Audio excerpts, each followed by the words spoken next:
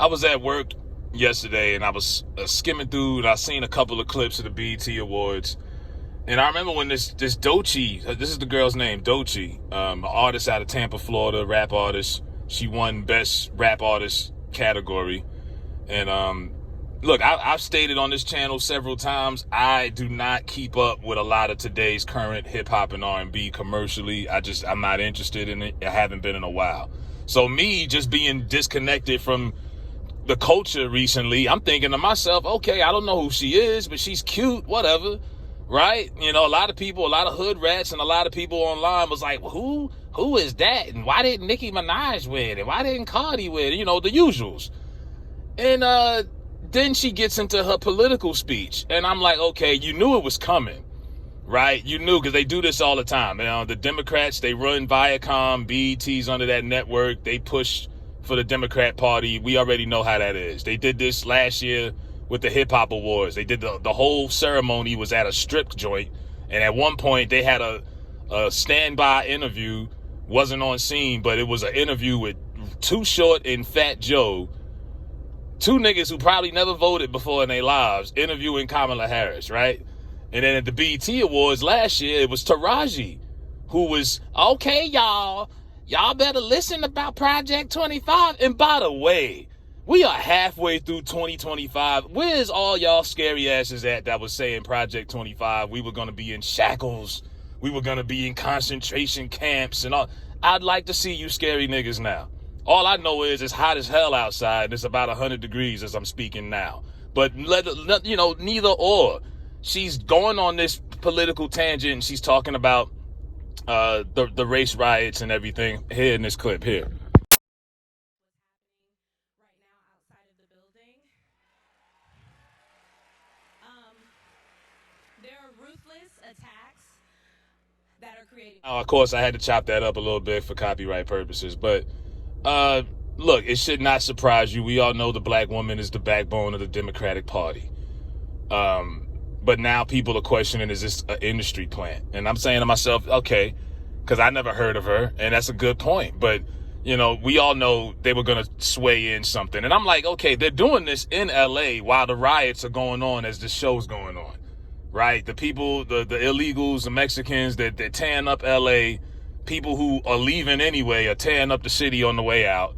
And it's confusing to me because I'm seeing a lot of black people falling for this people of color bullshit and this whole rainbow coalition. Let's all come together. If you heard her message, she's using words like us, we, you know what I mean, everyone, you know, and I'm like, nah, that ain't my fight. I don't got nothing to do with that. But, you know, then you got the people like Roland Martin telling black folks, you next. We gonna get deported next, y'all. I'm like, hold up, where are we gonna go? Where they gonna send us to? I ain't going nowhere. But, you know, these are the things that have been floating around. Now, as far as her being this, you know, industry plan, look, it had to be a black woman to say this, because let's be honest, I know brothers that don't like Donald Trump, but there's a different level of disdain and hate that black women have for Donald Trump. Black women might be the biggest haters of Donald Trump that there is. Like, the only black women I know that like Donald Trump are the few conservative chicks that I follow online. I don't know any real black women in my day-to-day life that like Trump. Because to them, it's one thing if he's racist or whatever, but he represents, like, everything that they going against. He's like the old white guy, cocky, arrogant, flashy, you know, don't give a shit. He represents a traditional Americana they don't want to go back to. To them, he sets them back 100 years in society. You know, he taking away women's rights and stuff like that. Remember that during the election? Sonny Hostin said, oh, I woke up today and my daughter had less rights than I did. Like, they look at him different. He opposes a different threat.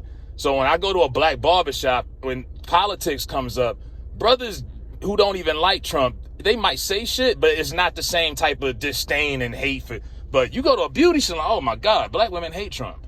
So of course, when she said this, everybody in the room stood up. You go, girl, right? You know, that whole thing. Now I'm doing my research on DOECHII because I never heard of this girl in my life. But she, you know, you would think, because an industry plant by definition is someone who, you know, unorganically gets success and is pushed by a big platform or a big corporation. Now, she is affiliated with LGBT. I'm looking at a Wikipedia. That right there was like, oh, that's it right there. That's all I need to see. She identifies as bisexual, okay, but she identifies with the alphabet gang. And they're pushing her. So now they're going to push a skyrocket up her ass. So if you didn't know who she is now, you know now. You're going to know. But, we've seen them in the past. You've seen Tekashi 6ix9ine was an industry plant. They were jacking up his YouTube views, and you would go outside and not hear anybody bumping his music. You don't even hear from him nowadays. And Lil Nas X was an industry plant. They used him. You don't see him no more either. You know these people aren't talented because once they get done with them, they throw them up and ball them up like a piece of trash, throw them in a trash can. Look at, like, you'll see some of them like Massa and the General. I remember when he was just a dusty mixtape rapper. Next thing you know, he's hanging out with Tamika Mallory and Ben Crump and Al Sharpton. So, I mean, you see them before. There's ones out here.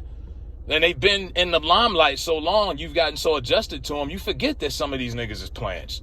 But I would not be shocked if she was. You know what I mean?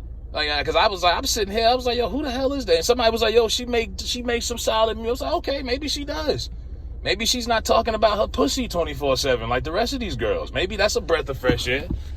But it did not surprise me at all. And like I said, people are now speculating because a lot of these fans, these cult fans, these fans are like a cult group, and they'll be damned if somebody not named Nicki Minaj wins an award or something. So they've been throwing this around all day. But yeah, I mean, that whole show, and like I said, I didn't watch all of it, but they constantly bring up the people of color, and they always want black people to try to fight everybody else's battles. The only difference between us as a minority group and the rest of these groups, we have more cultural influence than any minority group in America. Like, BET is trash, right? It's cooked. But they got 3.7 million viewers last night. That's pretty damn good for a network nobody watches anymore.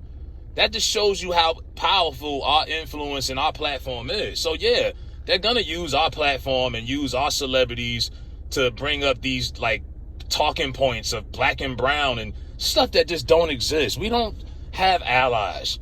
You know what I mean? But they want to fake act like it is, and that's just all. No, I'm going to mind my business and worry about me. You want to go ahead and feel sorry for these people? Look, when Obama had people in cages, was y'all feeling sorry then? It happens. This is not the first time we've seen this. It won't be the last. You know what I mean? Be thankful that you can't be deported. And the people who didn't, they had time to get their act together.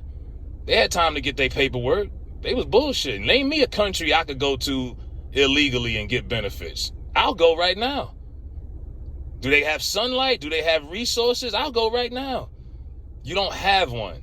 So as I say, I see a lot of entitlement out here. You know what I mean? People, I seen they damaged the Kobe Bryant Memorial again, right? That shows you how much they fuck with niggas, huh? They fucked up Kobe and his daughter's memorial.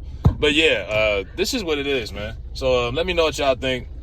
People out here setting cars on fire and shit. And like I said, I'm sure the protests in the beginning started off peaceful. All protests start off peaceful. It's all kumbaya, my lord. It's all that, lighting candles in the beginning. And then it takes a couple of dumbasses to come there and shit and fuck it up. We know this. This is how it always goes. All it takes is a couple of idiots to fuck it up, and then it goes haywire. Next thing you know, shit is on fire. So yeah, they were going to call National Guard. You can't set the city on fire. So people who live there are the ones that's going to get the worst. LA is still trying to get themselves together from the wildfires from a few months back. Now they got to deal with this damage. It's going to be a long summer. And let me know what y'all think about this girl, DOECHII, if y'all familiar with her. Maybe y'all know her, or is she an industry plant? Let me know in the comments. I'm out.